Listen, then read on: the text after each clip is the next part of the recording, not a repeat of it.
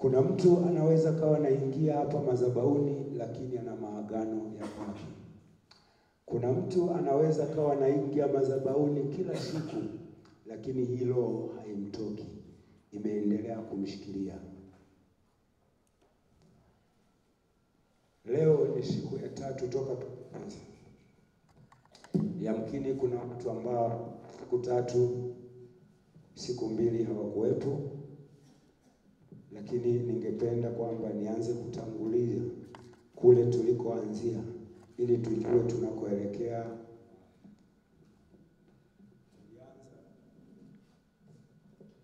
Mwanakondoo ameshinda.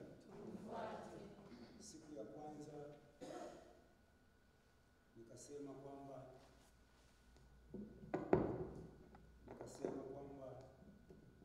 tutakuwa na kitu ambacho tutatengeneza nacho kitaitwa asali za nikajenga msingi kwenye madhabahu.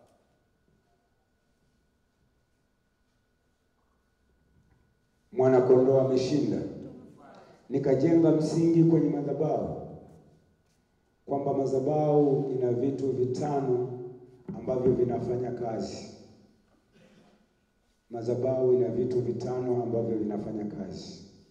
Nikasema yupo kuhani wa madhabahu, iko sadaka, iko nguvu ya madhabahu, na wako washiriki na vitu mbalimbali. Nikasema kila familia, kila ukoo, kila kabila lina madhabahu zake. Kwa hiyo nikazungumza vitu vingi sana. Lakini jana tukawa tumepita kwenye eneo, tukasogea mbele kidogo, tukapita kwenye eneo ambalo lilikuwa na vitu kadhaa wa kadhaa. Tukaangalia vinyago ambavyo kilikuwa ni kiti ambacho Raheli alikuwa amekalia alipotoka kwa baba yake. Anapokwenda kuolewa alienda na vinyago akawa amevikalia. Kwa tukapita huko, lakini vile vile tukaangalia vifungo ambavyo mtu anaweza kawa amefungwa aidha kwenye maisha yake. Lakini leo ninatamani tuende mbele kidogo. Na leo ninatamani hivi vifungo tukate. Bwana Yesu asifiwe. Natamani hivi vifungo tukate. Na leo ninatamani hivi vifungo tukate. Na kuna mahali nilikuambia pointi hii kwamba ni ya muhimu sana. Kwamba roho hazifi. Roho zinaishi matilioni na matilioni na mabilioni na mabilioni ya miaka, roho zinaishi. Nikasema hata kama mtu akitoa mimba akaua, roho ile haifi, roho ile inaondoka. Kwa hiyo roho hazifi. Kwenye somo hili la asali ya ukabila, sasa ninaomba leo tusogee mbele kidogo. Nitakuwa na dakika kama 25. Alafu baada ya hizo dakika 25 utakuwa ni muda wa maombi. Bwana Yesu asifiwe. Bwana Yesu asifiwe. Amen.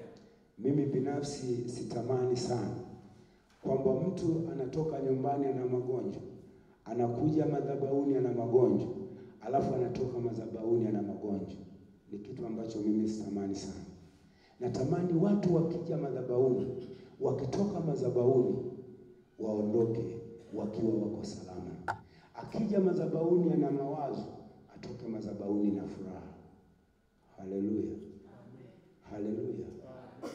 Wakati fulani nilizungumza kwamba natamani madhabahu ziwe ndio hospitali za kupona mioyo yetu.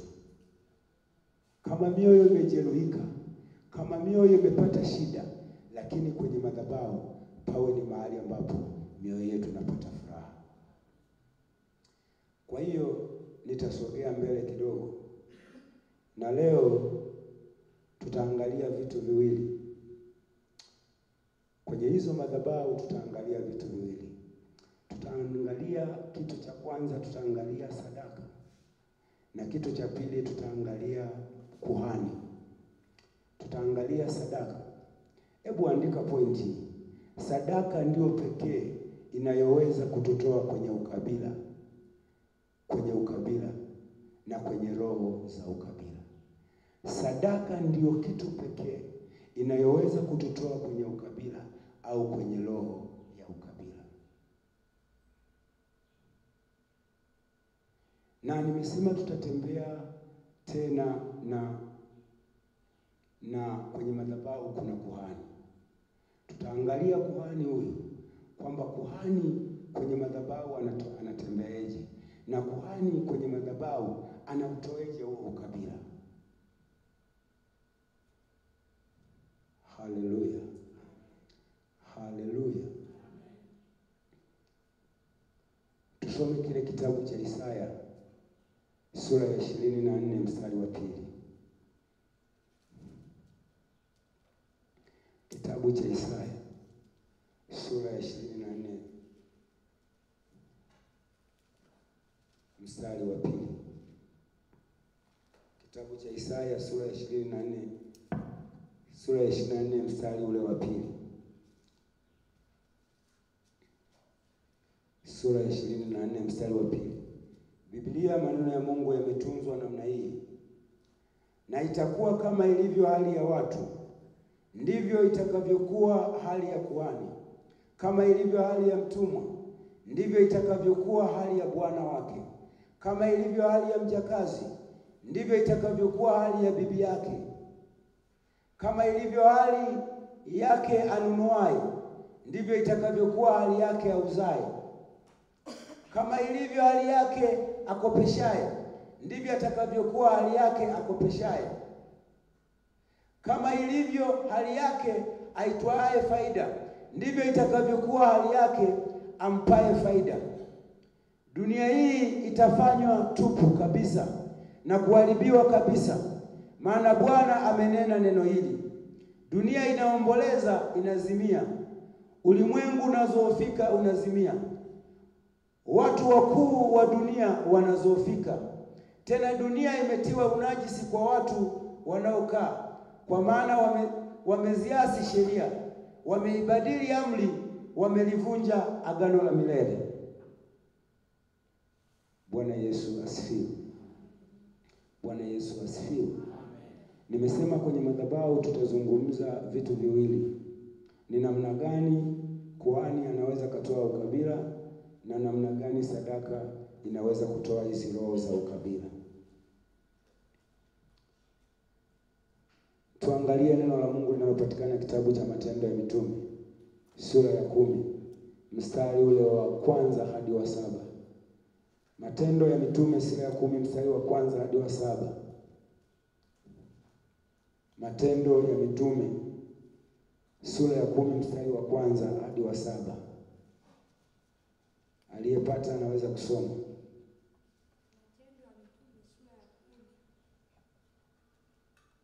Mstari wa 1 hadi wa 7. Palikuwa na mtu Kaisaria, jina lake Kornelio.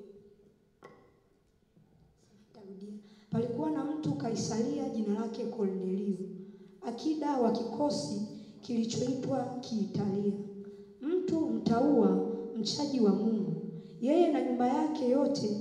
Naye alikuwa akiwapa watu sadaka nyingi na kumwomba Mungu daima. Akaona katika maono wazi wazi, kama saa 9 ya mchana, malaika wa Mungu akimjia na kumwambia Kornelio. Akamtazama sana, akaogopa, akasema, kuna nini Bwana? Akamwambia, sala zako na sadaka zako zimefika juu na kuwa ukumbusho mbele za Mungu. Sasa basi, peleka watu Yafa, ukamwite Simoni aitwaye Petro. Yeye ni mgeni wa mtu mmoja, jina lake Simoni, mtengenezaji wa ngozi, ambaye nyumba yake iko pwani. Atakwambia ya kupasayo kutenda.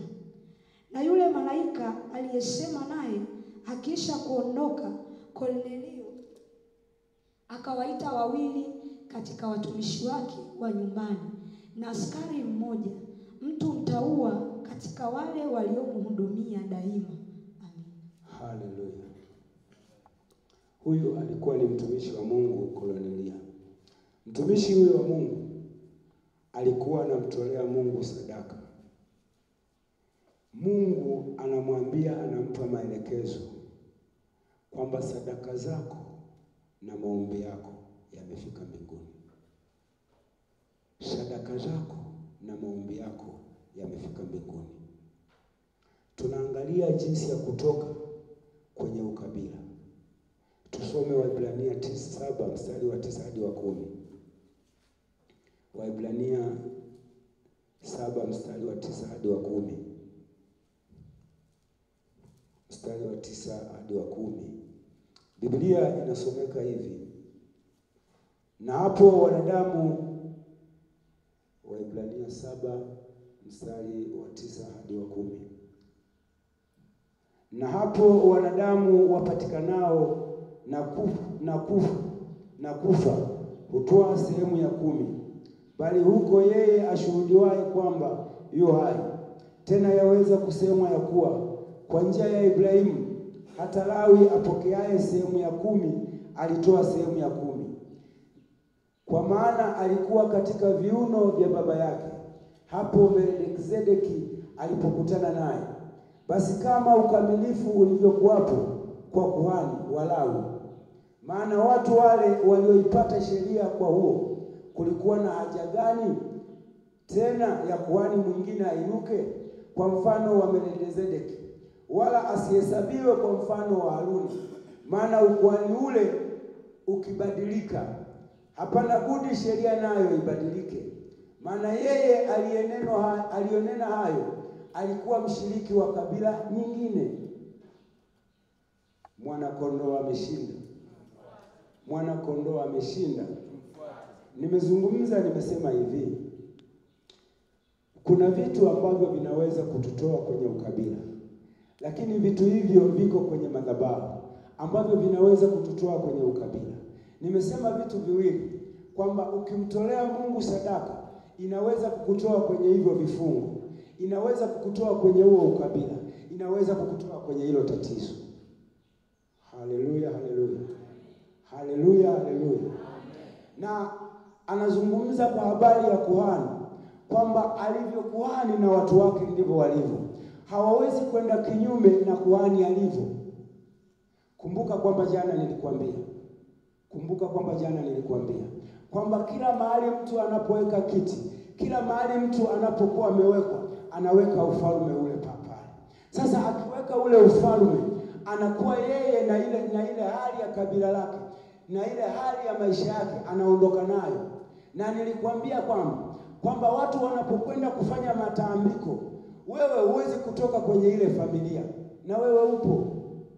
Lakini ni vitu gani vinaweza vikakutoa kwenye ile familia? Nikakumbuka kwamba vitu vinavyoweza kukutoa kwenye ile familia ni kuhani na sadaka. Kuhani anakutoaje kwenye hayo maangamizo? Kuhani anakutoaje kwenye hizo shida? Haleluya. Haleluya. Kuhani akiingia kwenye hii madhabahu, akiwepo kwenye hii madhabahu, hata ukikaa naye ukimuuliza kwamba wewe leo unakwenda nyumba hii unaishi, unatoa mapazia na mwingine analala huko, na kesho mnaondoka unaenda kuishi kwenye nyumba hii, na mtu mwingine aliishi, aliweka mamlaka yake mle, aliweka nguvu zake mle, na unakwenda kuishi.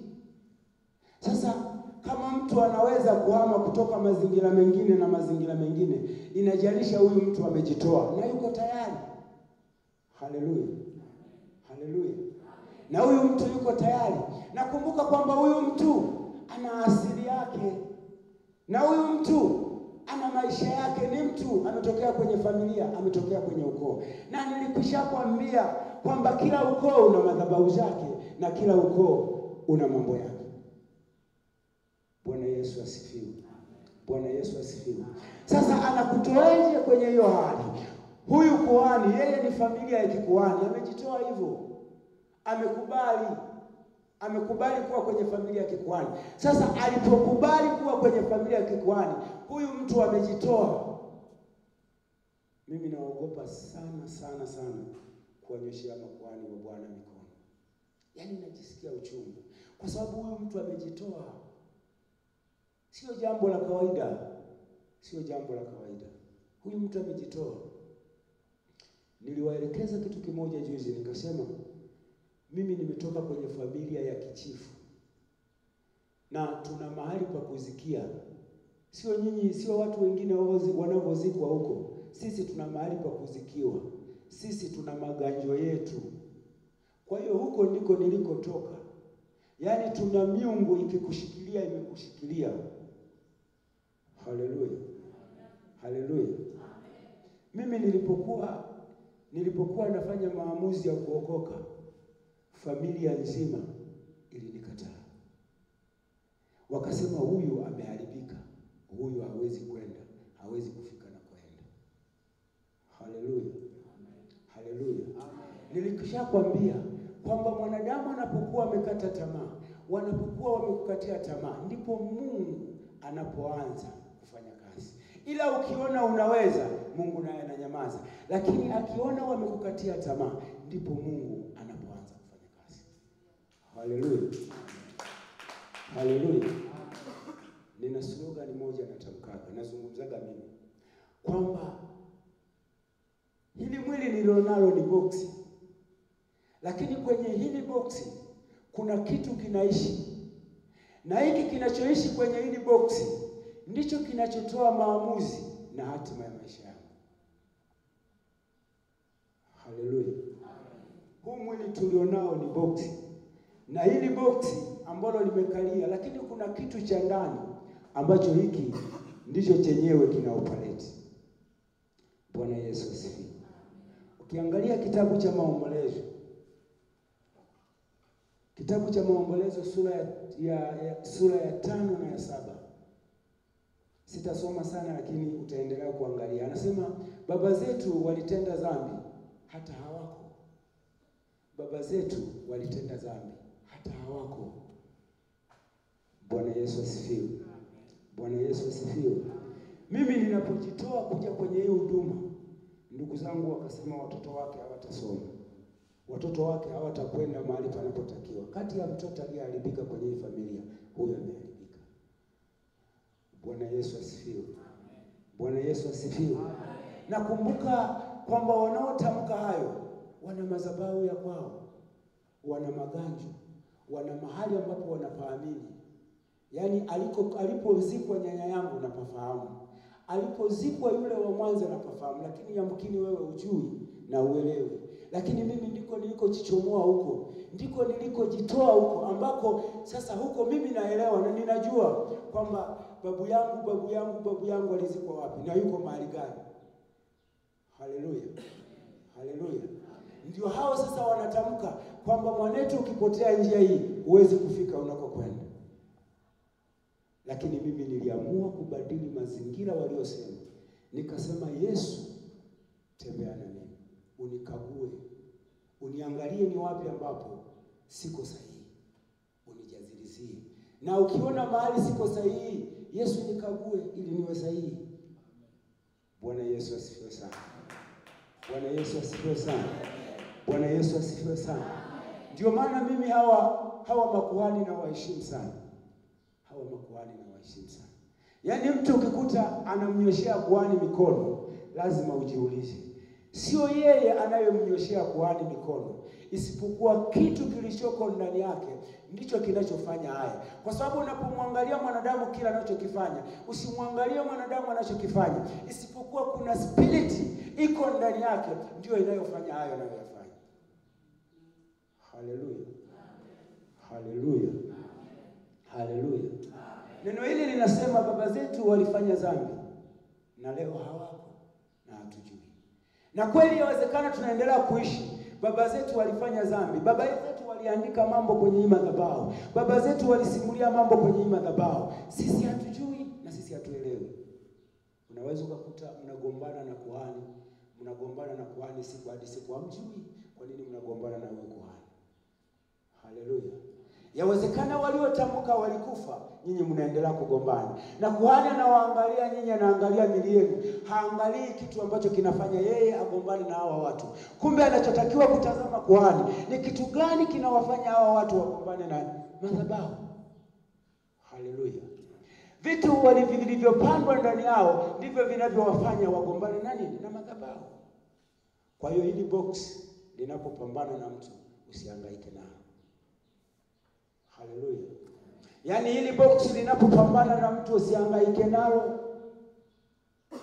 Isipokuwa hangaika na roho ya ndani ambayo inamfanya yule mtu ashikilie huo ukabila.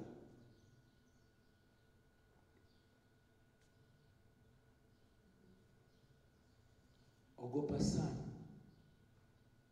Ogopa sana. Ogopa sana kugombana na kuhani. Unajitakia laana.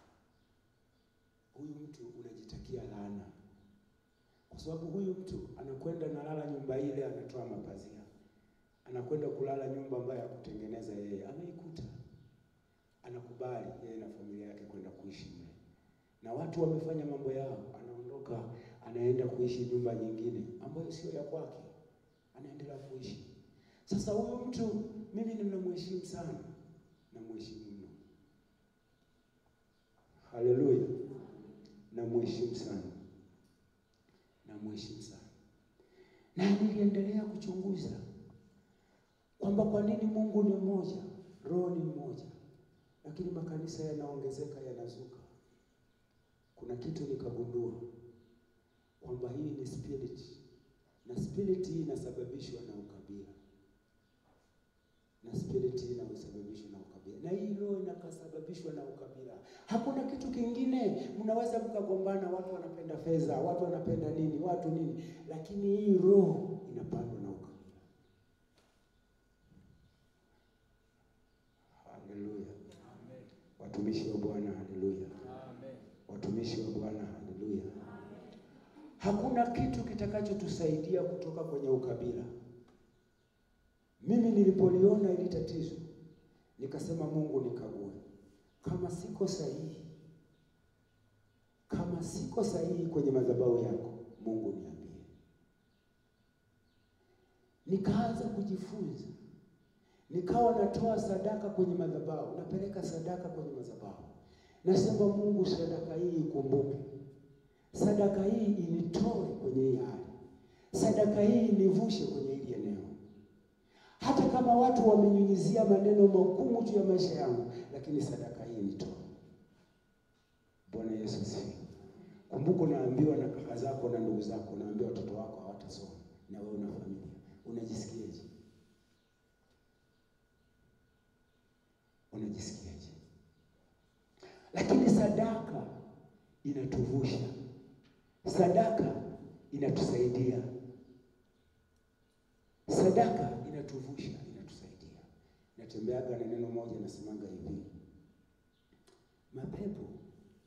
Mapepo hayajapewa kutawala, isipokuwa mwanadamu amepewa kutawala.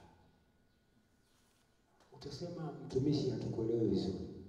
Yaani kwenye dunia hii tulionayo, mapepo hayajapewa kutawala, ila mwanadamu amepewa kutawala. Haleluya. Haleluya, haleluya. Amen. Kristo Yesu tusaidie. Kuna mtu hajaelewa. Mapepo hayajapewa kutawala, ila mwanadamu amepewa kutawala. Utasoma neno hilo na likutoa hapo mtumishi. Fungua Yeremia 51. Yeremia 51. Yeremia 51.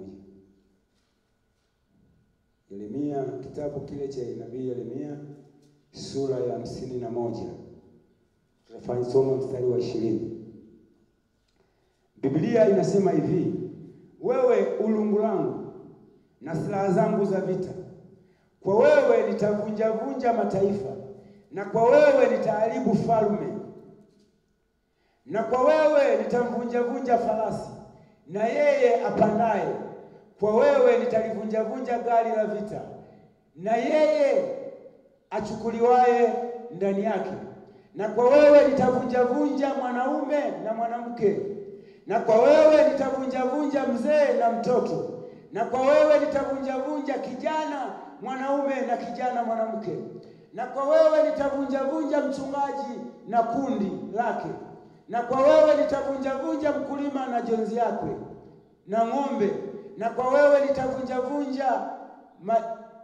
maliwali na maakida. Nami nitamlipa Babeli na wote wakao Ukaldayo. Haleluya. Haleluya. Mungu anasema, nimesema pointi hiyo iandike, kwamba mwanadamu ndiye aliyepewa kutawala. Mapepo hajapewa kutawala. Mapepo hajapewa kutawala. Na anayepambana na Mungu sio anayepambana na shetani, ni wewe. Ndio maana Mungu anasema kwa wewe utavunja, kwa wewe utaharibu, kwa wewe utasema gari litembee litatembea, kwa wewe kila kitu nitafanya. Utavunja mwanaume, utavunja mwanamke, na wote watakubali kwa wewe. Haleluya. Haleluya. Haleluya. Haleluya. Mungu amempa mwanadamu uwezo wa kutawala. Isipokuwa mwanadamu yeye ndio hajui. Na Mungu, jana nilizungumza kitu kimoja, kama unakumbuka ile point. Nikasema sisi wa Afrika tumegawa jinsia, kwamba huyu ni wa kike hafai kuwa rais, hafai kuwa waziri. Huyu ni wa kike hafai kuwa hivi, hafai kuwa hivi. Lakini Mungu haangalii hayo yote. Mungu anaangalia agizo lake. Amewaambia wanadamu wafanye nini. Na wote Mungu ni wanadamu pasipo kubagua jinsia wala nini. Sikiliza nikwambie. Siku moja katokea mzee mmoja amekufa. Mtoto wake mkubwa wa kwanza ni wa kike, wa pili ni wa kike, wa tatu ni wa kike. Tulipokuwa tumekaa mahali pale, wakasema ni nani sasa atalisi atafanya hii kazi ya mzee. Wakamchukua mtoto wa kiume wa mwisho kabisa kwenye uzao. Haleluya. Haleluya. Mimi ni ndugu. Nikashangaa sana. Nikasema kwa nini?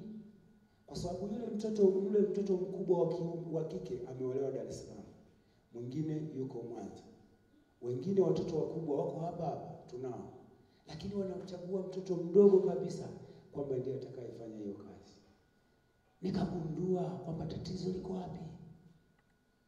Nikasema Mungu hajawafungulia hii neema. Bwana Yesu asifiwe. Hajawafungulia hii neema kwamba kila mmoja anastahili kutawala. Kila mmoja anastahili kufanya kazi. Yaani usimbague mtu kwa jinsia yake. Usimbague mtu kwa wanawake wake. Usimbague mtu kwa hiyo. Na hicho kinachotutesa ni ukabila. Haleluya. Haleluya. Kuna makabila yanafanya vitu vya ajabu hujapata kuona. Hujapata kuona. Lakini wanaona kawaida. Hawajapata neema ya kufunguliwa. Wanaona kawaida. Haleluya. Haleluya. Haleluya. Kuna makabila yamelazimishwa. Nilienda sehemu fulani nikakuta watu wanaweka nyasi. Wanaweka nyasi ndio wanakalia. Wanaona ndio jambo lao zuri. Wengine wanafunga nguo. Yaani mwenzake akifiwa anafunga nguo. Yaani ukiwauliza kuna nini? Unakuta ni ukabila unatembea. Ndio nao walazimisha. Alafu wanaona ni jambo la kawaida. Hawawezi kutambua kwamba ni madhabahu zilizotengenezwa ambazo zilifanywa na baba zao, lakini wao hawazijui. Biblia inasema baba zetu walitenda dhambi na walifanya maovu ambayo sisi hatuyajui. Lakini ili tutoke kwenye hilo eneo, lazima tumpe mtu Mungu sadaka. Lazima tuwaheshimu makuhani wa Bwana ili tutoke kwenye hilo eneo. Tusipowaheshimu makuhani wa Bwana, hatuwezi kutoka kwenye hilo eneo. Kwa sababu makuhani wa Bwana wamejitoa kwa ajili yetu, kututoa mahali tulikoshikiliwa na kutuleta mahali sahihi. Haleluya. Amen. Haleluya. Amen. Kwa hiyo lazima tujue, lazima tutambue kwamba ili tutoke kwenye huo ukabila, ili tutoke kwenye hiyo asili, tufanye nini? Kornelia alitoa sadaka. Alitoka kwenye asili ambazo zimemshikilia, lakini alitoa sadaka sana. Alipotoa sadaka, zikawa ukumbusho mbele za Mungu. Mungu akamwona, akamtazama, akafanya jambo kwa ajili yake. Haleluya. Amen. Haleluya. Amen. Sijamalizia pale nilipoanza. Mimi nina watoto wanne. Waliponiambia kwamba hao watoto hawatasoma, kwanza umeingia sehemu ambayo ni ya umaskini. Ndugu zako wanakutajia, umeingia sehemu ambayo ni ya umaskini. Utatumika katika hali ya umaskini. Wanakutamkia, wanakuambia hayo. Watoto wangu walipoanza kusoma, nilimwambia Mungu, nikasema Mungu, hawa watoto ni wa kwako na mimi pia ni wa kwako. Sasa usiache naibika. Na siri iliyofanya wale watoto watoke kwenye yale maeneo, nilimtolea Mungu sadaka. Nikasema Mungu, fanya kama unavyotaka. Ili natoka kwenye hili nililonishika kwa muda mrefu, Mungu kafanya jambo. Nikawa naendelea kumwomba Mungu. Mtoto wangu alipomaliza form 4 wa kwanza wa kike, nikatulia, nikasema Mungu, anaenda kwenye mtihani. Nikasema Mungu, fanya. Ukitaka niaibike, Mungu ache niaibike, lakini najua wewe ni wa ahadi, siwezi kuaibika. Yule mtoto alipomaliza form 4 akafanya vizuri. Walimuona akisoma kwenye vidumu na nini, wakasema anasoma kwenye vidumu na nini. Nilipata shida sana. Wakasema ni kwa sababu ya hiyo kazi unayoiona ina faida, ndio maana umepoteza mwelekeo. Watoto wanasoma kwenye vidumu. Nikasema sawa. Mtoto alipomaliza form 4 akawa amefanya vizuri, akapata 2 yake. Haleluya. Nikasema Mungu, siwezi kukuaibisha, na huyu mtoto ninampeleka, hata kama fedha sina, ninampeleka shule ambayo atakuwa anaishi huko. Nikamtoa, nikampeleka Mbalizi Sekondari, akawa anaendelea kusoma. Nilipoendelea kukaa, namtolea Mungu sadaka, nikasema Mungu, fanya njia. Kuna katoto kangu ka kiume kapili, kakao kamemaliza darasa la 7. Kalipomaliza darasa la 7, kale katoto kalikuwa kanasoma shule hizi za kawaida, za hizi shule za kawaida kama unavyozifahamu. Kalipomaliza darasa la 7, kale katoto, kuna watoto wa wenzangu ambao pamoja na mimi ni familia yangu, wanasoma kwenye shule za gharama, kwenye shule hizo kubwa. Kalipomaliza, wale wanaosoma kwenye shule kubwa kweli walipata A zote 5, zote 6. Kanyewe kakapata A 5, kakapata na B 1. Lakini aliendelea, yani pamoja na hiyo hali, watoto wanaendelea kumtukuza Mungu kwamba Mungu ni Ebeneza. Wanamuona Mungu.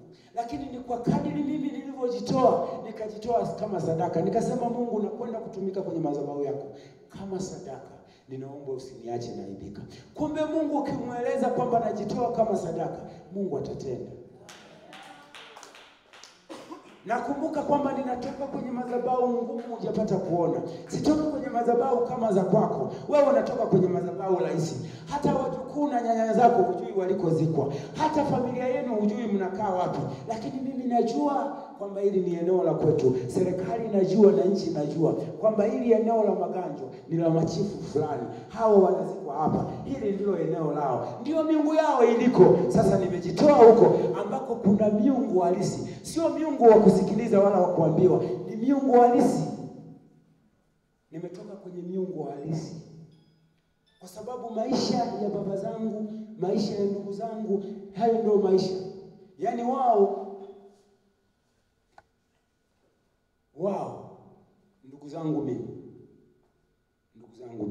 ndio machifu. Wanaishi kwa maelekezo. Wakiona limetokea tatizo, wanaenda kwenye Iganjo, wanasema kwamba tuko wengi na watoto wetu wote na familia zetu zote, tunakuja kwako. Wanaiambia mizimu, tunakuja kwako. Yawezekana ndugu yangu, wewe ulioko mahali hapa huna vitu hivyo, lakini umeshikiliwa kwa sababu ya kutokuvifahamu. Sasa mimi nilikuwa na vifahamu, ndio maana nimeamua kujichomoa. Sasa sio jambo jepesi. Hata nikiwepo chuoni bado miungu inanifuatilia. Kumbuka kwamba wanapokwenda kutambika, mimi hawaniachi. Wanasema kumbuka watoto wetu, kumbuka familia zetu, kumbuka vizazi vyetu. Wanavitaja. Sasa kama wanavitaja kwenye madhabahu yao na mimi nimejichomoa, hujui kwamba ni kazi ngumu. Sio kazi nyepesi. Sio kazi nyepesi, ni kazi ngumu. Na kilichonisaidia ni sadaka ninayotoa mbele za Mungu. Natoa sadaka mbele za Mungu. Hata watoto wangu wakifanya jambo, naenda natulia nakaa. Nawaambia watoto wangu, twendeni madhabahuni tukatoe sadaka. Tukamshukuru Mungu kwa jinsi alivyotutendea. Tunakwenda kwa kuhani, tunamwambia kuhani, tumekuja, tumeona matendo makuu ya Mungu akatutendea. Kwa sababu tunaamini kwamba wewe una mafuta. Kwa sababu tunaamini kwamba wewe una kila kitu cha kutusaidia. Tunapeleka sadaka kwa kuhani. Ndio maana nimesema kuhani sio mtu wa kumnyoshia mikono hata kidogo. Kuhani sio mtu wa kumsema sema. Kuhani sio mtu wa kumsema sema mahali popote ulipo. Hata ukiwa kwenye baraza, kaa tulia kwamba nazungumza na nani? Nazungumza na mtu wa namna gani? Na waogopa sana makuhani. Hawa ndio baba zangu wa kiroho. Ndio walionitoa kwenye yoyo matambiko. Ndio walionitoa kwenye hiyo miungu. Ndio walionitoa kwenye hivyo vitu vilivyonishikilia. Walinifundisha namna hii, wakakaa na mimi wakanifundisha. Wakasema ukitaka kutoka kwenye hii, hebu mtolee Mungu sadaka. Nikakubali, nikamtolea Mungu sadaka. Lakini kwa kupitia wao. Kwa sababu kabila ulilonalo au maisha ulionayo au kabila ulilonalo sio kwamba ulijiweka kwenye hilo kabila. Sio kwamba ulijiweka, ukujiweka ili itakatokea automatic tu. Ikatokea kama ilivyo kwamba mimi ni Msafu. Sio kwamba nilijiweka kwenye ile familia, ikatokea tu nimetokea kwenye ile familia. Kwa hiyo sinichukie kwa sababu ya familia yangu. Ikatokea tu nimetokea huko. Lakini nikajua kwa kupitia hao watumishi wa Bwana, kwa kupitia wachungaji, nikajua kwamba huku nilikokaa sio sahihi. Nikaamua kujichomoa. Nikajichomoa na kuja mahali huku. Lakini nikakumbuka kwamba ili nijichomoe lazima nitoe sadaka. Bwana Yesu asifiwe. Bwana Yesu asifiwe. Haleluya, haleluya. Haleluya, haleluya. Haleluya, haleluya. Kwa hiyo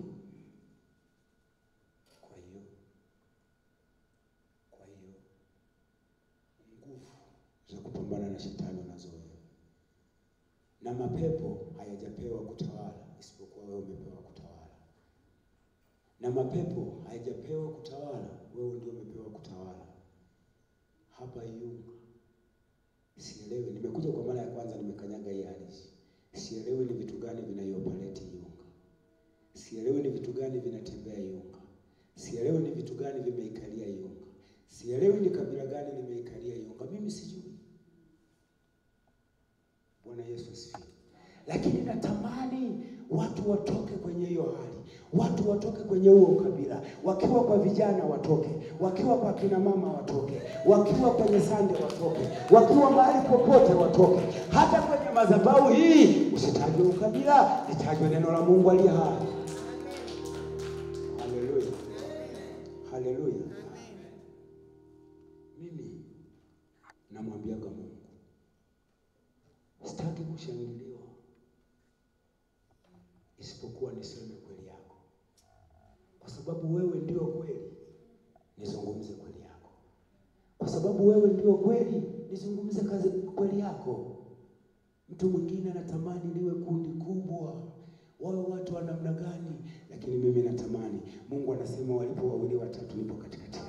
Natamani hata watu wawili wakisikia neno hili litawafaa, kwa sababu maandiko yanasema kila neno la Mungu linapopita linafaa. Kila neno la Mungu linapopita linafaa. Natamani kuizungumza kweli. Ninatamani kuizungumza kweli. Ndio maana naamua kuzungumza ukabila katika kweli. Sio jambo jepesi. Ukizungumza ukabila umegusa vitu vingi sana kwenye jamii. Na ni jambo la kutisha. Lakini Mungu aliponipa maelekezo haya, sikuvunjika moyo. Nina miezi 8 nimepewa haya maelekezo. Haleluya. Haleluya.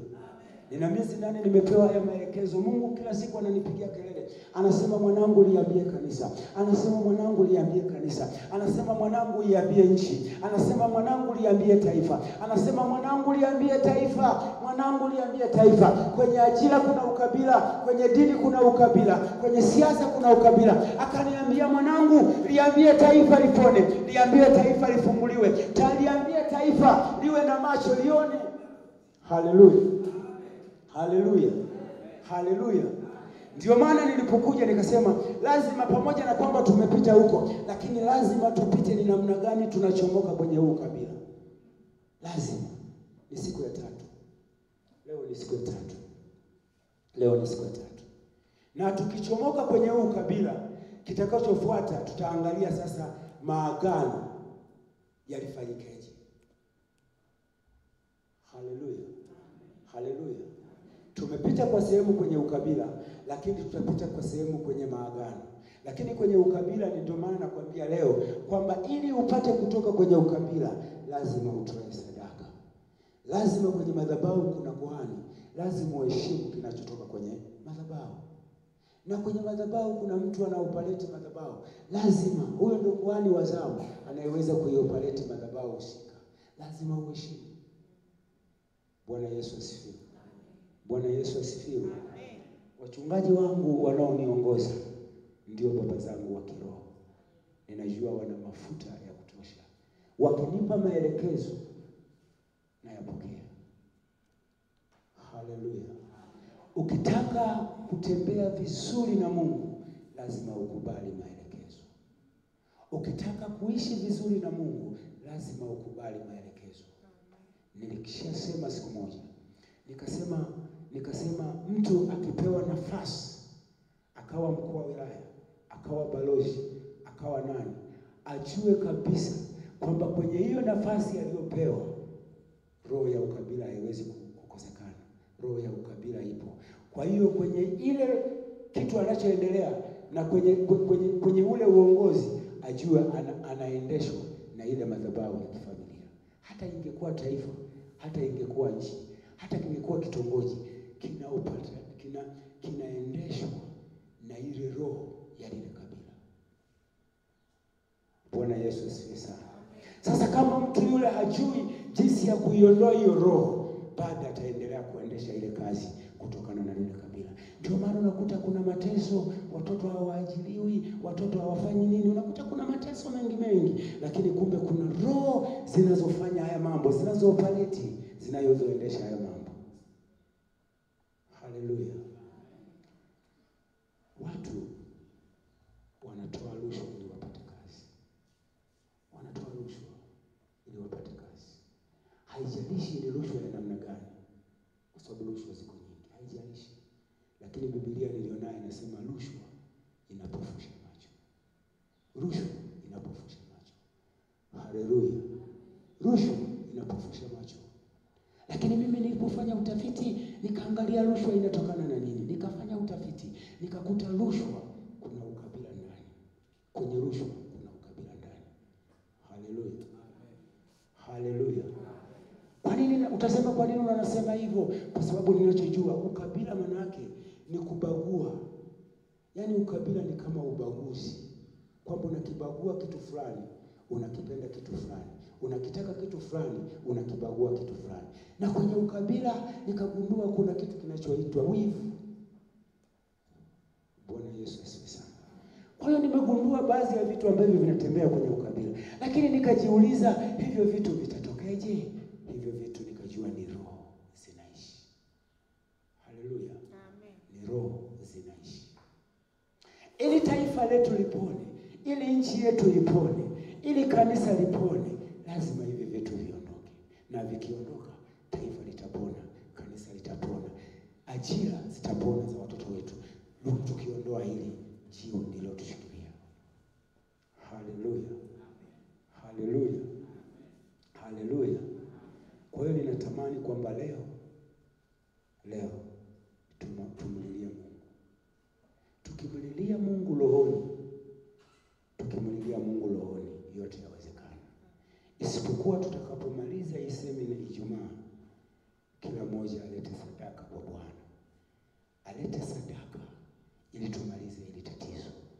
Najua hakuna kinachoshindikana kwa Mungu. Hakuna kilicho kigumu kwa Mungu. Kila jambo kwa Mungu linawezekana. Kila mmoja alete sadaka, tumwambie Mungu, kwenye sadaka hii hatutaki kuona ukabila kwenye vijana, hatutaki kuona ukabila kwenye sandi, hatutaki kuona ukabila kwenye madhabahu hii, hatutaki kuona ukabila kwenye biashara. Kila mahali tumwambie Mungu. Bwana Yesu asifiwe. Bwana Yesu asifiwe. Tukishapita kwenye hilo eneo, kesho nimekuambia kitu kimoja, kwamba tutaangalia maagano jinsi yanavyotembea. Tutaangalia maagano jinsi yanavyofanya kazi na jinsi maagano yanavyoweza kuoperate jambo. Kwa hiyo kesho tutaangalia hilo jambo. Isipokuwa kesho kutwa ndio tutatoa sadaka kwa ajili ya kuvunja hizi roho zisiendelee kuishi. Hakuna linaloshindikana kwa Mungu aliye hai. Hata kama umepita kwenye hizo changamoto miaka mingi, kwenye hiyo sadaka tunakwenda kuliondoa hilo jiwe. Hata kama ushirika umepita kwenye hilo eneo kwa muda mrefu, lakini kwenye hiyo sadaka tunakwenda kuondoa hilo jiwe. Hata kama umepita wivu kwa muda mrefu kwenye madhabahu, lakini kwenye hiyo sadaka tunakwenda kuondoa hilo jiwe. Bwana Yesu asifiwe. Haleluya, haleluya. Haleluya, haleluya. Muda ni mdogo, mambo ni mengi. Ninaomba tusimame.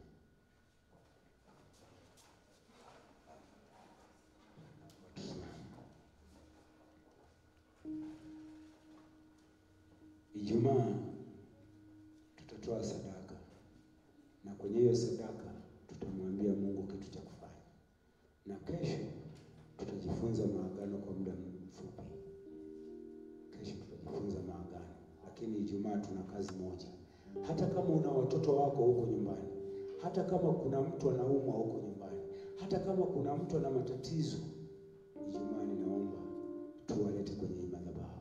Tutakuwa na kazi moja tu. Hatutakuwa na kazi nyingine. Tutakuwa na kazi moja hiyo Ijumaa. Ni kuleta sadaka na kumwambia Mungu juu ya kuondoa ile jiwe la ukabila. Na kumwambia Mungu kwamba tukija kwenye hii madhabahu tukiwa na shida, tutoke tukiwa salama. Na kumwambia Mungu juu ya kuhani anayeoperate madhabahu, Mungu asimame upande wake. Vita ni vikubwa, hawezi peke yake. Kumbuka kwamba ametoka huko amehama, ametoka huko amehama, ameondoa pazia huko, anakwenda kuondoa pazia huko, anakwenda kulala kwenye viti walivyolalia wengine, anakwenda kukaa kwenye viti walivyokalia wengine. Sio kwamba yeye ni wa kwanza kukalia. Kuna watu walikalia waliweka miungu. Kuna watu walilala kwenye hizo nyumba waliweka miungu. Kuna watu walitembea kwenye hayo maeneo waliweka miungu. Sasa anakwenda kukaa mahali hapo. Sio kazi nyepesi, sio kazi rahisi, ni kazi ngumu, ni kazi ngumu mno, kwa sababu anakwenda kufanya kazi mahali ambapo wengine waliweka miungu. Sio kazi rahisi, ni kazi ngumu. Yaani wewe ukiingia pale Iganjo ambako ndiko madhabahu ya kwetu, huwezi kutembea. Ni madhabahu ya watu. Kwa hiyo Ijumaa hiyo tutamwambia Mungu kwamba hata kama kuna madhabahu ilitengenezwa kinyume hapa Iunga, tunaomba Yesu lete madhabahu ya kweli. Hata kama mapoza yalizaliwa hapa Iunga, tunaomba Yesu isizaliwe mapoza.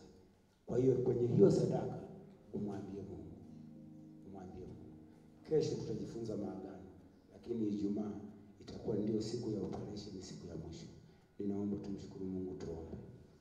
Baba, katika jina la Yesu Kristo wa Nazareti, Mungu aliye hai, ninawaleta watoto wako mikononi mwako kwa utulivu mkubwa, kwa umakini mkubwa. Wametulia wakisikiliza. Sante Roho Mtakatifu, sante ngome ya uzima, sante mwamba salama, sante jemedari, sante Bwana wa vita. Wewe ujuaye siri, wewe ujuaye nguvu, wewe ujuaye Bwana, kwa damu ya Yesu, kwa jina la Yesu, kila aliyeingia kwenye hii madhabahu, akiingia na ugonjwa atoke akiwa salama, akiingia na mawazo atoke akiwa salama, akiingia na ukabila atoke amefunguliwa kwa jina la Yesu, kwa damu ya Yesu, kwa jina la Yesu. Kama ziko roho za malipizi, kama ziko roho za visasi, kama yako maneno waliotamkiwa, kama yako maneno walioambiwa, kwa damu ya Yesu, kwa jina la Yesu, kwa mamlaka ulionipa Yesu wa Nazareti, ninaomba watoto wako waende salama, wanaoenda kwenye biashara wawe salama,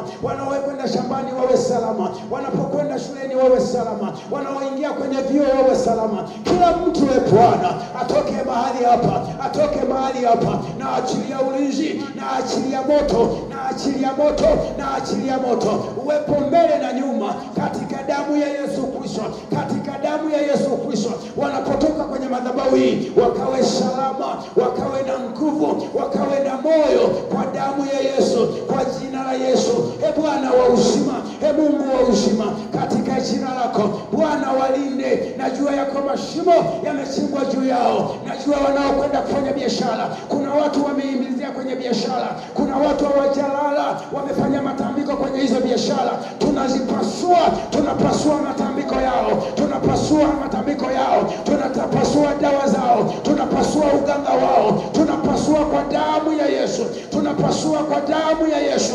Watakapotoka watoto wako, kila mahali watakapokwenda, kwenye nyayo za miguu yao achilia sumaku, kwenye nyayo za miguu yao achilia baraka, kwenye nyayo za miguu yao, kwenye mikono yao achilia baraka, achilia baraka kwa damu ya Yesu, kwa damu ya Yesu. Wanaofanya vita nao, Bwana wa uzima, wako maadui wamejipanga. Watoto wako wakitoka mahali hapa wakawe salama, watoto wako wakitoka mahali hapa wakawe na nguvu, wakawe na uweza, wakawe na mamlaka, kwa jina la Yesu, kwa damu ya Yesu. Mahali popote wanapokwenda, wameanza na wewe, hawajaanza na hasara, wameanza na faida. Ni Mungu wa faida, wameanza na wewe, wakatembee na wewe. Maadui waliojipanga wasipate nafasi juu yao, maadui waliojipanga wasipate nafasi, kwa jina la Yesu, kwa damu ya Yesu. Ondoka pamoja nao, ukakae pamoja nao, ukatulie pamoja nao, kwa jina la Yesu, kwa damu ya Yesu. Na achilia moto kwenye mikono yao, na achilia moto kwenye ufahamu wao, na achilia moto kwenye akili zao. Ninawatoa kwenye hayo mitambiko, ninawatoa kwenye hiyo mizimu, ninawatoa kwenye hayo maisha, kwa jina la Yesu, kwa damu ya Yesu.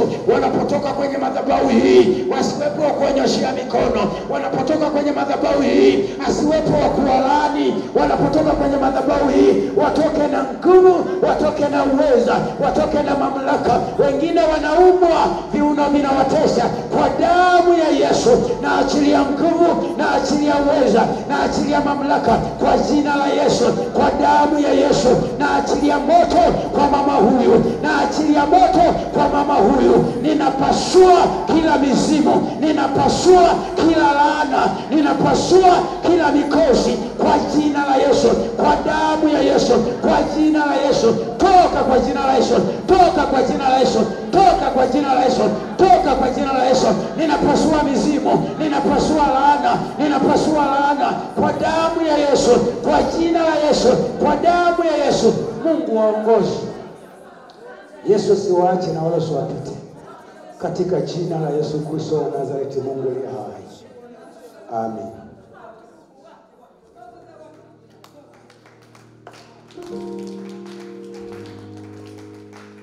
Piga makofi kwa Bwana.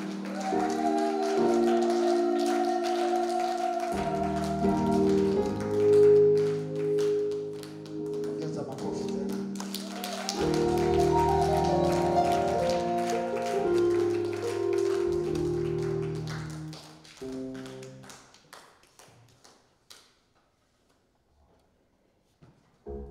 Niseme neno hili kwamba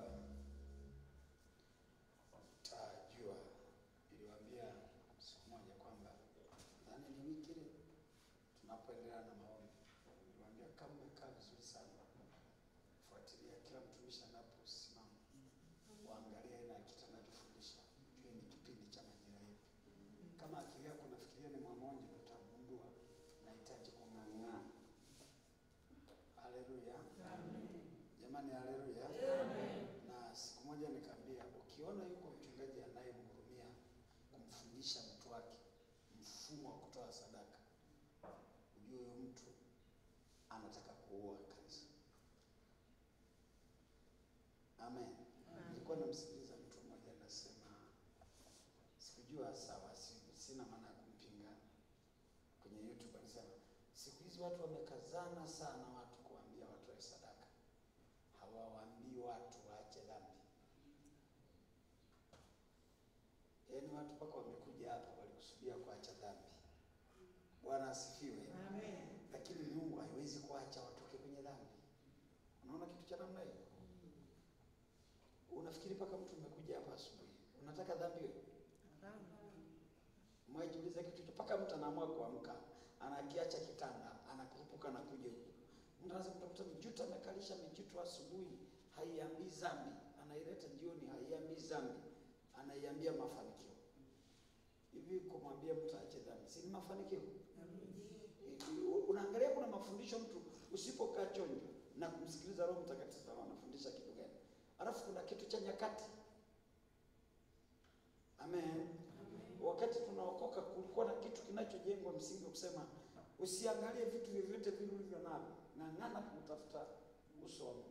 Hata kama una nguo za viraka, hata kama hauli, achana na maisha ya anasa. Lile neno lipita kwa wakati. Kwa nini? Tulikuwa tunaimarishwa kujua kwamba Mungu ana faida zaidi kuliko maisha tuliyokuwa tunayatazama. Lakini baadaye Mungu anakuja kuliangalia kanisa lake. Kwa nini limekwama? Adui ameshalifunga kwenye eneo la uchumi na mazingira mengine. Kwa na kuomba, jaribu sana kuisemesha na akili yako na ufahamu wako kwamba Mungu anaposhughulika na wewe kupitia masomo haya, unaelewa kwamba hizi ni majira. Mimi naambia kabisa, wiki iliyopita naambia fuatilieni. Nilikuwa namsikiliza Mwakasege, nikapata kusikiliza mwalimu mwingine. Kuna rafiki yangu mmoja namfuatiliaje sana kwenye mtandao, ila ajui kama mimi ni rafiki yake, nilishampenda kwenye mafundisho yake. Unakuta mazingira mengi yanayozungumza wote unakuta wanang'ang'ana juu ya toba. Sasa anapoingia kwenye toba unakuta anakusa madhabahu. Sasa leo tumekuja kuletewa madhabahu ya kabila. Amen. Kwamba kila kabila lina madhabahu yake.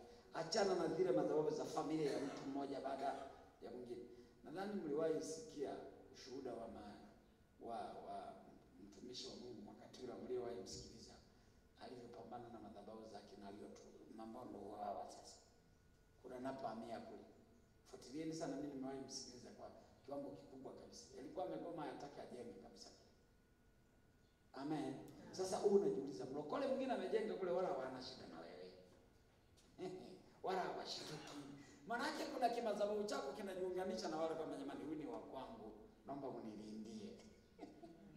Ukienda na madhabahu ya Mungu lazima waseme huyu nani amekuja kwenye eneo letu. Haleluya. Amen. Jamani haleluya. Amen. Niliwahi waambia kwamba kuna mali sisi tumeanza kazi, tulikoanzia kazi na mke wangu. Sisi hatukujua. Kila mtu alikuwa anaenda kuripoti kwa chifu mbali. Mpaka hata wachungaji walikuwa wanaenda kuripoti kwa chifu. Mimi walikuwa wananisemesha hivi, unajua yule chifu asili yake ni basi tu kwa sababu aliingizwa kwenye uchifu.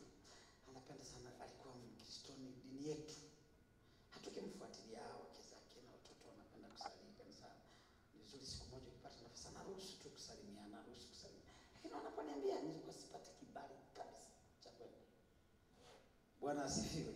Na nilikuwa naangalia aina ya watu wanaoniambia. Aina ya watu. Sikuwahi kutana na mlokole hata mmoja ambaye ananiambia habari za chifu. Baadaye ndio nikaanza kugundua kwamba wanasema kuna siku walikuwa paka na maharambee, wanamwalika, anakuja na yale magorore yake na lifimbo lake na lisia, anaenda nakaa paka kwenye madhabahu. Hebu fikiria hiyo madhabahu ilikuwa namna gani? Paka na uwezo wa kukaa. Alafu anakuja na wape 2,000.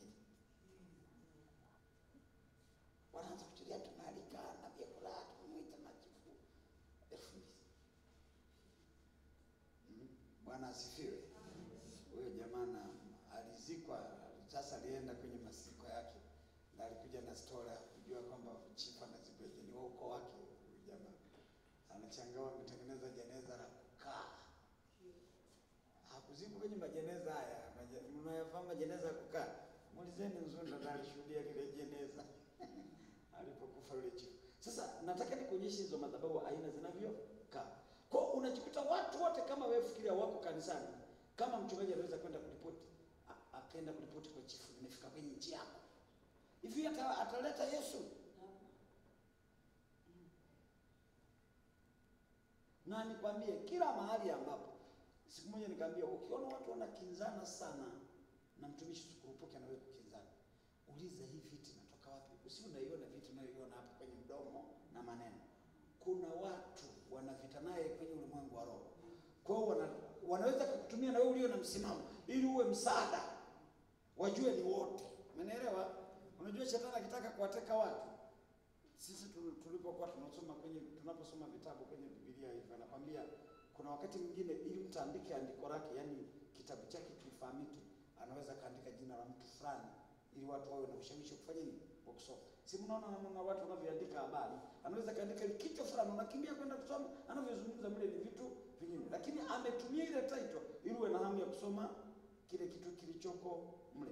Kwa hata wale wanapopambana na Mungu, wakigundua wao kwa wao wenyewe wakijionyesha, kila mtu anasema fulani anagombana na mchungaji, wachanga.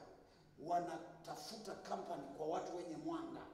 Sasa usipokuwa na macho utajiunga katikati yao, utaungana nao kupambana ili watu waone uhalali kama na fulani anagombana naye. Kweli mchungaji ana nini? Ana matatizo. Kumbe wewe ndio umetumika kwa jambo ya kuua kusudi la Mungu ndani. Kwa hivi madhabahu tunavyo tu. Amen. Ndio maana siku ile mimi kwa napambana na vya kwangu. Ndio maana niliwaambia kila mtu anapokuja na sadaka, pambana na madhabahu yako. Mungu anayetuita tena. Kaandae madhabahu. Mwingine anasema mbona nimetoa? Umetoka. Bwana asifiwe. Pambana mpaka kieleweke. Yakobo alikesha na pambana na Mungu, hakumwacha. Hakusema mbona nimekuwa saa 9 ni muda wa mapumziko. Kulipoanza kucha ndipo malaika wa Bwana akaona huyu sasa ni wa kumwacha. Akaenda kufuata mahali ambapo pana agano la ukoo wa Ibrahim penye paja. Kapiga lile paja, ondoka hapa. Alipotenguka ndipo Bwana wakaacha kula nyama toka siku hiyo. Umeelewa? Waisraeli hawaragi nyama za kwenye paja. Kwa nini? Pana ibada yao pale. Lakini usione ile ibada imetoka pale. Angalia ilianza kwa Ibrahim, anamwapisha mtu anapotaka kuleta mwanamke, anamwapisha penye paja. Nenda kaangalia kwa Isaka, unakuta hivyo. Unakuja kwa Yakobo katandikwa paja. Nenda baada ya watoto wa Yakobo utakuta kuna madhabahu ya paja. Na anachozungumza mtumishi wake. Jamani haleluya. Amen. Jamani haleluya. Amen. Kwa mimi pointi ya leo niliyoshika kusema mlango na njia mojawapo, amezitaja njia mbili, anayeweza kukusaidia kutoka kwenye madhabahu ni sadaka. Lakini akasema kuhani. Sio kwa kuhani hana maana kwamba mimi nitakutoa. Kuhani anatamka juu ya sadaka. Sio mnaelewa? Nataka nikuunganisha. Hata Jumapili niliwaambia msidharau kitu. Mwe mnajiuliza sana kwa nini Yesu aliwaambia wale nendeni mkajionyeshe kwa makuhani. Hawaendaki kwa kuhani bila sadaka. Ndio nataka niwape picha, maana yake niwaambie bebeni sadaka mwende kwa makuhani. Walipoibeba ile imani, Biblia inasema wakiwa njiani wakatakasika, lakini sharti wafike kwa nani? Walipotoka kwa kuhani ndipo akarudi mmoja. Anawaambia wakutakaswa 10. Isipokuwa huyu mgeni ndiye ameshaelewa. Mambo simama. Ngoja andae vizuri kwa sadaka hiyo. Nitaomba tunapotoka watukaza nionane nao. Nionane na Mariamu, nionane na dadangu. Na nibwene na Faraja. Shika sadaka yako. Sema Bwana Yesu. Najiungamanisha kwenye somo hili. Na hii sadaka. Kama ulivyosema kwa kinywa cha mtumishi wako. Njia mojawapo ya kujiondoa kwenye maagano ya kabila ambako ndani yake iko madhabahu inayobeba nguvu ya ile madhabahu. Ninaomba Bwana kama zile madhabahu zilivyojenga kwa sadaka, na mimi nazihukumu zile madhabahu kwa sadaka. Nachanganya sadaka yangu na damu yako. Damu yako ina nguvu kuliko sadaka yoyote. Mungu, katika jina la Yesu, kupitia sadaka yangu hii, madhabahu za miungu ya kabila yangu zikahukumiwe pamoja na miungu yao kwa damu ya Yesu Kristo.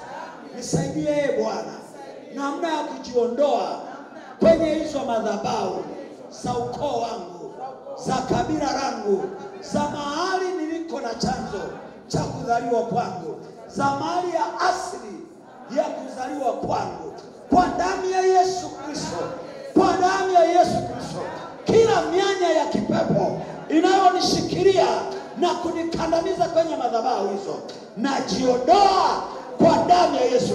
Kama ziko sadaka walizotoa kwenye hizo miungu, kwenye hizo madhabahu za miungu, kama ziko sadaka walizosemesha ili nafsi yangu iendelee kukaa kwenye mfumo wa madhabahu ya kabila langu, Bwana, kwa damu yako na kwa sadaka hii, ondoa warai huo wa madhabahu hizo za ukoo pamoja na kabila langu, na zile asali ambazo Bwana zimeathiri maisha yangu, niondolee kwa damu ya Yesu.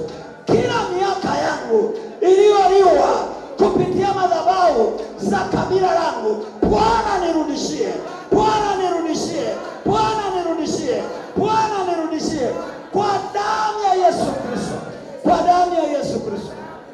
Mungu, wewe ni Mungu mwaminifu. Usinyamaze kwa ajili yangu, katika jina la Yesu. Weka kifuani kwako. Baba, asante kwa ajili ya neno lako la asubuhi ya leo, linalogusa mfumo mzima wa makabila yetu. Tumeona makabila yameliasili mpaka kanisa lako, hasa kanisa la kwetu. Ukabila una nguvu kuliko wewe. Watu wameacha kukutazama wewe. Hata wakiingia kwenye chaguzi, watu wanabebana, wanahamasishana. Mtu anaambia wapendwa tuhudhurie, kumbe najua hawa ndio watu wanaonibeba. Ndani yao hakipo kitu cha utumishi. Mungu, shughulika na roho ya ukabila iliyokaa kwenye kanisa. Piga kila madhabahu na matambo yao, na kila wanaozitegemea roho za makabila, Bwana angusha nguvu zao, angusha ushawishi wao, angusha mifumo yao, bomoa madhabahu zao zilizowashikilia. Wengine ni ukanda, wametengeneza ukanda, imetokea kwa kabila. Mungu, ondoa mifumo yote ya uharibifu iliyolikalia kanisa lako. Umelituma neno hili kwa nyakati na wakati, na ni majira ya wakati kama sasa hii, kwamba tutoke kwenye madhabahu za miungu yetu, tuje kwako Kristo. Wewe ndio kila kitu katika maisha yetu. Achilia nguvu yako na neema yako kwa kila aliyesikia neno hili. Panda hii mbegu, Roho Mtakatifu, achilia mafanuzi ya kutosha. Yamkini ndimi zetu na ulimi wa mtumishi wako ni mfupi, hawezi kueleza vile unavyotamani, lakini Roho Mtakatifu na maarifa ya kutosha ya kutufungua katika jambo hili. Achilia neema yako kwa kila mmoja, apate upana wa kuelewa na apate kuchukua hatua, katika jina la Yesu. Naomba wabariki, nami na wabariki kwa damu yako Yesu.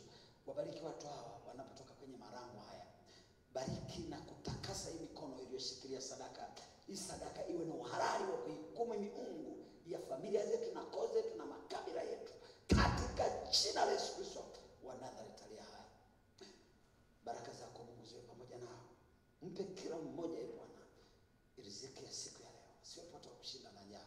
Tangu tunapotoka hapa, wale waliokusudia kupata riziki kutokea madhabahu, achilia neema yako, na huko njiani wanakokwenda, kila mmoja anapokwenda kwenye kazi yako, uone mkono wako na azione nguvu zako na baraka zako. Na baraka zako Mungu Mwenyezi ziwe juu ya kila mmoja. Bwana akubariki na akulinde. Bwana akuangazie nuru za uso wake na kufadhili. Bwana akuinulie uso wake na kukupa amani, kwa jina la Yesu.